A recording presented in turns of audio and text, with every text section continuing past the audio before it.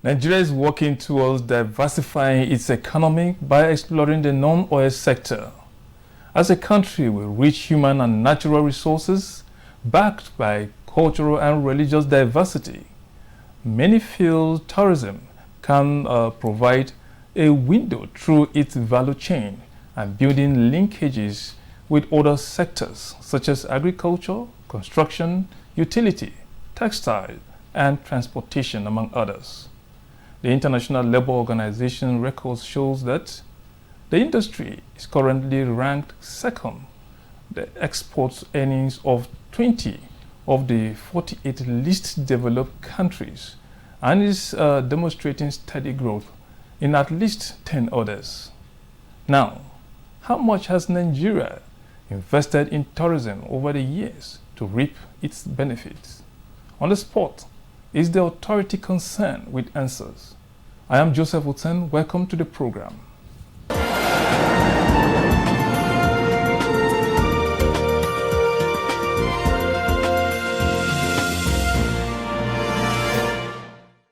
Now, my guest is a hospitality and tourism entrepreneur with years of experience as a public administrator.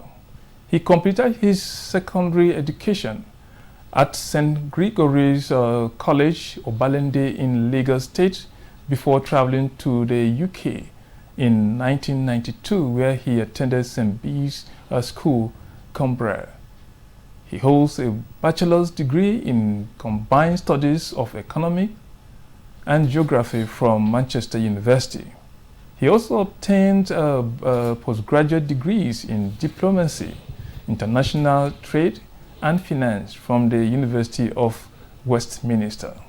Back in the country, he was involved in lots of transformations in Lagos State between 1999 to 2016, where he held some key positions, including Deputy Chief of Staff to the Lagos State Government, Managing Director, Number Plate Production Authority, and Special Advisor on the Central Business District of Lagos, as well as Commissioner for Tourism, Arts and Culture. On the spot is Director General, Nigerian Tourism Development Authority, Folorunsho Coker. Welcome to the program. My pleasure being here. Okay. You had an interesting spell in Lagos State as a Commissioner for Tourism, Arts and Culture, and there's one notable reason that you had that had to do with One Lagos Fiesta, where you brought music and so much. How much of your experience in Lagos prepared you for this job you are now, given what you did in Lagos and the task now before you? As a Lagosian, I think Lagos itself prepared me for what I do now. Hospitality, entertainment, the lifestyle, the vibe of Lagos. I think all those things contributed to my love of tourism and the components of tourism. What I did in Lagos as Commissioner for Tourism was, a unique opportunity to create a huge brand in a huge city. That obviously has had a lot of influence and bearing on some of the things I have been able to achieve since I've been in NTA in Abuja. Okay. Now, tourism in Nigeria.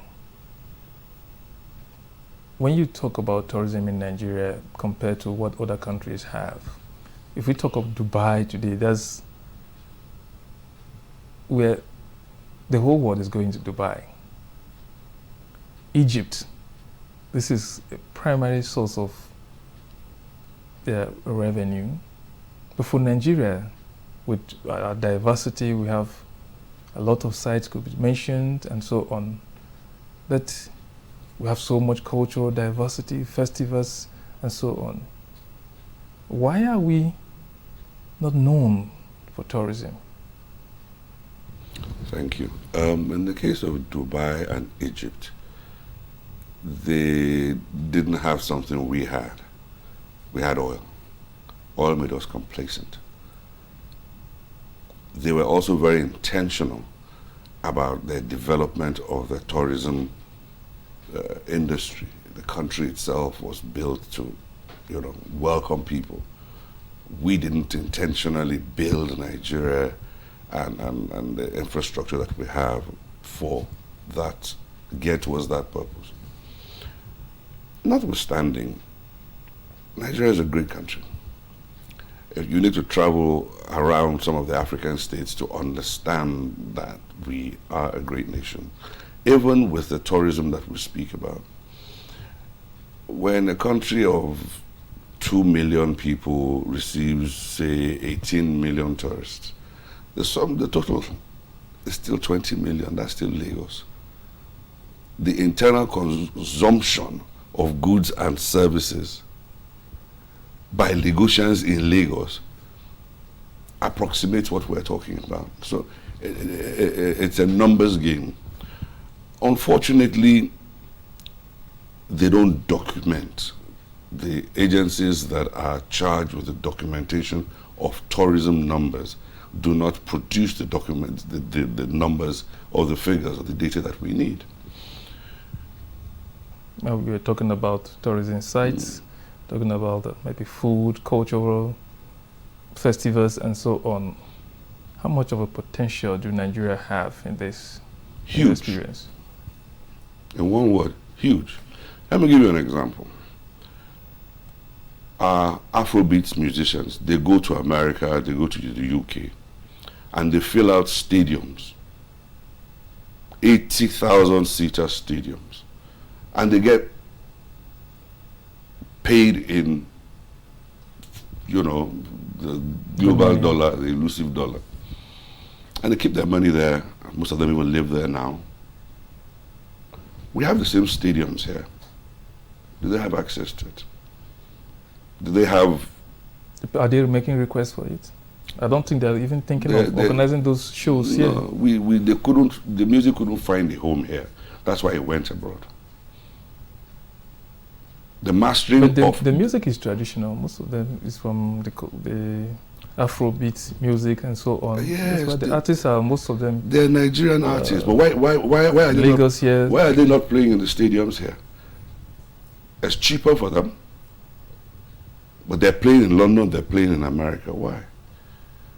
What is the condition? What is the condition of this stadium? Have you invested in this stadium? Even Fela Anikulapo Kuti the Great, his greatest concerts were not here. What can your authority do to help this out now? Well, it's a question of looking at, for example, the National Stadium in Abuja, which is just around the corner, and cows are grazing on the field. Is to give access to it, to equip it in a manner that gives it a versatility that it can be used for both sports as well as music, theatrical performances, anything. We can't say this is a national stadium for football anymore. We've got to diversify the use of that asset to accommodate more. It's like saying you have an event center. Wonderful. I understand you had a 5-point action plan to grow the tourism industry. What is it like? We call it the chief plan, and I'll just go through it briefly. Corporate governance, the laws on taxation, on legislation, on regulation, they're old. They needed to change. It took me 6 years, but we've changed the laws of tourism in Nigeria. They're different laws. On taxation, I believe FIRS is looking at the issue of multiple taxation. And in terms of regulation, it's not governance with a big stick. It's governance with a handshake. We collaborate. In terms of human capital, I'm sure you will agree with me that technology plays such a huge role in every aspect of life, disruptive technologies.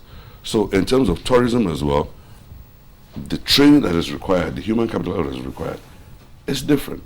We don't advertise with pamphlets anymore. It's all digital, it's all online. You've also got to capture in such clean, high resolution, the things that you want people to come and see. You've also got to place them in the places people can see them. That's the YouTube, TikTok, Instagram, Facebook, etc. Those are the drivers. Therefore, the new skills that are being required in tourism are taking more of a tech aspect. I mean, I see NTDA. We are pushing NTDA to a position where I will be able to say we're a technology company in the tourism space. Okay. Technology, that's a huge one. You'll still elaborate more on the 5 points when we come back from this break. Thank you. We'll just take a little break now. Stay with us as we take the short break.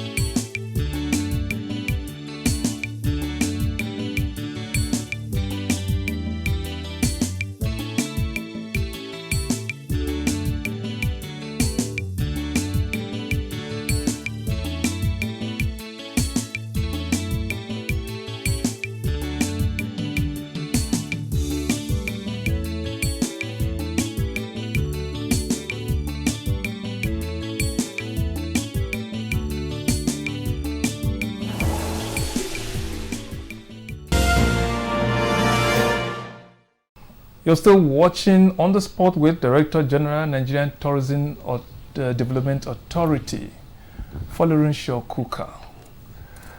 Before we went on the break, you were talking about the 5-point action plan, and you were talking about, I believe that's data?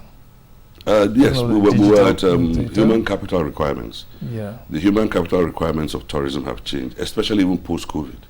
So you've got the post-COVID protocols that need better training for, but the digital requirements of tourism authorities now means that the skill sets that were available before have to be taken 2 steps further because of the requirements of technology in tourism. A lot of people talk about infrastructure. I think the tourism-specific infrastructure we will be looking for will just be better roads to certain places, would be some amenities, like Cross Rock in Abuja here. If you go there, you need to use the bathroom. There is no bathroom for you there. So little amenities. Talk to the telephone companies to make sure that the cell sites around there are optimized, because people like to take photographs. And in taking photographs or sharing it is how you pretty much turn them into mini ambassadors for the period they're there, to share the story of that location. There are many other little bits of infrastructure that's possible. Have you been to Gamu? No, I haven't. In Taraba State? No, I haven't. I think you need to be there. Been to Mambila. Have you heard of it? I've heard about it. Plateau. Yes, I've heard You need to be there. It's a beautiful sight, scenery, everything. In fact, when you get there, I've been there myself. Mm-hmm. It's as if you are in a different planet entirely. But what you see there is just the natural beauty, no government present. It's a state government asset. At times, it may be a private asset in that state. If you're waiting for the federal government to come and build toilets for you in that beautiful site, continue to wait. If it's in private hands, how do you come in? How do your authority come? We advise. Our mandate is to market and advise. You as a state governor have the mandate to make your tourism assets accessible, convenient. There is always this notion that everything must be provided by the federal government for everybody. How? Create access to it, create conveniences, accommodation, security, communication, train tour guides. So when people come, they can be professionally received, and they can have a good time there. Are you reaching out to the state governments? We are reaching out to all sorts of states. And what kind of response are you getting from some of them we have had some? very good responses with. Some of them we have helped them begin the change of their ceremonies or areas, notably Calabar, the marine development in Calabar. We've had serious engagements. We're even on the boards of the Bauchi Tourism. We're on the Durbar Committee in Kano, the annual Durbar. Bonny Island, been engaging us over changing the structure of the island's economy, that is not just about the petrochemical complex. They want to give something back to the people, to the land, and that what they're looking at is tourism-related activities on the island. The island is beautiful. It's huge. If you look at some of our cultural heritage, a lot of people are now kind of ignoring them. We have festivals if you go to some places that are no longer celebrated. No, I disagree with you. I disagree with you. Can you talk about Agungu now and Agungu years back? Agungu now. Have you been?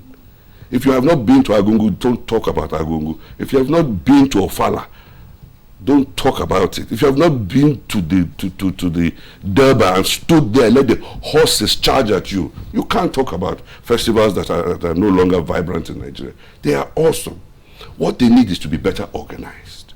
What they need is more facilities for people to come there. What they need is somebody to explain, a Nigerian speaking German, to explain to a German tourist or an Italian tourist there. What they need is a toilet.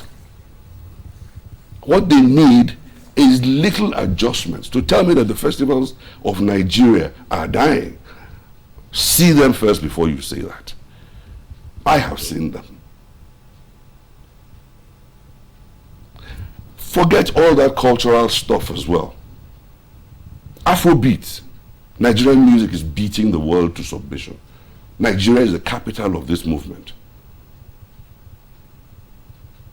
Nigeria is the second largest producer of film in the world. Fashion, they're copying Nigerian fashion designs. Vibrant, talented people. 65% of Nigeria is between the ages of 18 and 35. They are the digitally connected. They call them Gen something. I don't want to disrespect anybody. They are a fiercely talented population, and that population is growing. That population is our asset. They move around. They don't need anything more than a smartphone. You had this collaboration with Google. How much of that has it helped now to bring all these things you're talking, so that maybe where you're looking at where one would just use his phone, tap, and then say, oh, I can see this fine destination. And how much of that has helped?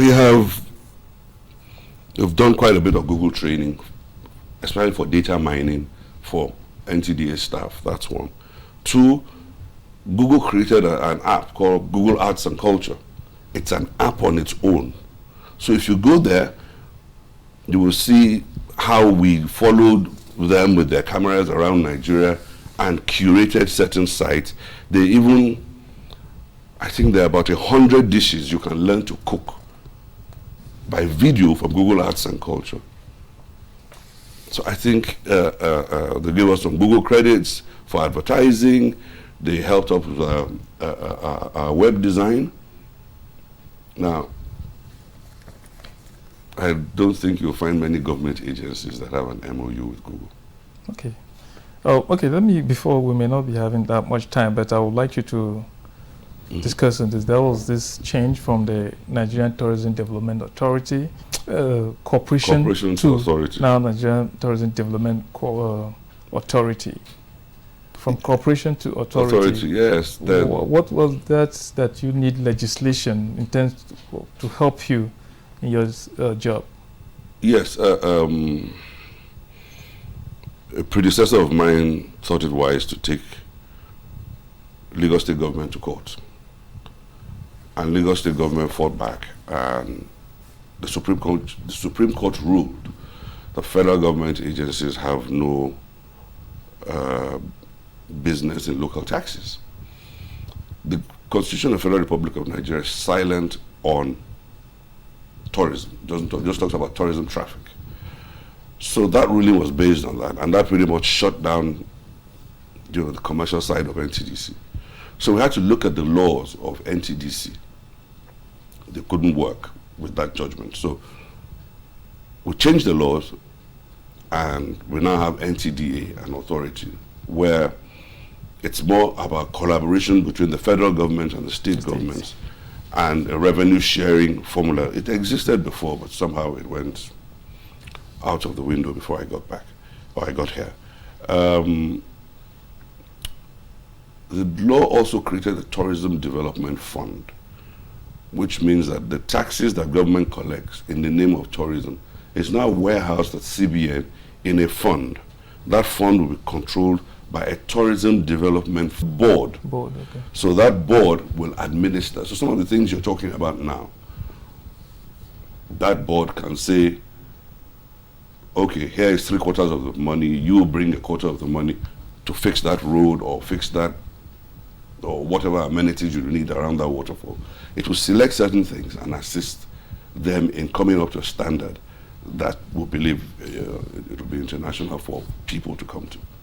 Okay, Nigeria is such a huge country when you talk about that. So if you want to like develop everywhere, it's quite huge. I want to do all at once, but I can't. For sure. I would like to build a golf course in Kura Falls in Plateau State. It's a fantastic location. It's high up. It has a dam. It has a hydroelectric dam, so it has power. It has a military garrison, so it has security. Fantastic place. The governor there, we've managed to secure 65 hectares of land. It will be good to start, some construction there. There is an island in Cross River State, Yatta Island, an amazing place. And this is where they used to take the twins to hide them, I think, not to kill them for sure, to hide them in the good old days where twins were persecuted or viewed as bad luck. A beautiful island is next to where they were supposed to build the Cali Nollywood or Cali Vegas. It's just next to it. I would like to develop the peninsula of Lagos, starting from Ilashe all the way to Badagry. Electricity has arrived there, but it's still at 33 kVA. It would be good to step it down. I would recommend that you go and look at a place called Cocoa Beach, which is now being managed by Hilton International. It's a new development there. That is of the standard you will see anywhere in the world. An investment by a Nigerian in Lagos on an island. You won't believe it. Please Google it. Koko Beach. So what would you say are the major challenges in our tourism industry? If I completed chief, so we had the corporate governance issue, we had the human capital issue, we had the infrastructure issue, we have funding. Tourism is so badly underfunded. If I break it down for you, NTDA's budget is about 1.6 billion naira, of which 800 million is personnel costs. About 300 million is the running cost for the headquarters and 6 geopolitical zones. The balance of it, okay, maybe another 300 million is zonal intervention projects. So the real capital projects that I have to do my statutory functions is about 250 million. How do you expect tourism to flourish with 250 million naira budget? That means you're underfunded. So, terribly, grossly underfunded. And that's why when I asked about the political will of this present administration to invest that industry, you were all out that we're so optimistic. Yeah, the political will of this government removed subsidy. The political will of this government removed the subsidy of the dollar. the political will of this government pulled back a currency that went from 600 to 1,900, pulled it back to 1,000. Political will is probably the strongest thing this government has. Okay. So I am appealing for them to better fund tourism. Sorry. Thank you so much. Director General, Nigerian Tourism Development Authority, Folorunsho Coker, for being on the spot. Thank you. Wonderful being here with you. Sorry. Thank you very much. And that is On the Spot. We'll see you next time. I'm Joseph Otsem. Goodbye.